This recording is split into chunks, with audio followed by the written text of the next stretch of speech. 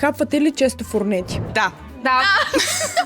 Непрекъснато това е основното ми ядене за деня. Много обичам фурнети. Значи за закуска, като минавам през метрото и точно на подлеза на метрото ми има такова за фурнети и много обичам. Това ми е най-любимото нещо за закуска. Фурнети много обичам тези с вишна и тези с шоколад. Да, и аз много се възползвам, защото на пътя към метрото винаги има лавка и е много приятно преди или след училище да си взема Сладки или солени предпочитате? Ами, солени. Сладки. сладки. Ами, предпочитам солени. И аз също.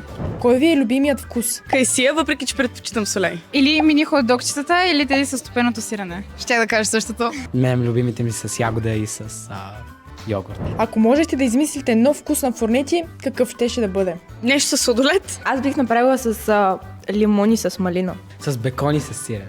Фурнети с бял шоколад. Да, бял шоколад и ягода. Да. О, мача. На кого би дал последната си фурнета? На Елица, шаутаут Елица, тя е тук някъде. На нея. Да, на нея. Това е сложен въпрос. Не бих я дала на никого, освен на себе си. Да, ще си изям. Тя е еднака. Ако трябва да опишете фурнети с една дума, коя е тя? Вкусно. Хрупкави. Бомбастични. Фантастични. Възможност да оцелея през деня. Вкусно и много удобно, Това не е когато една отивам. дума. Тогава вкусно.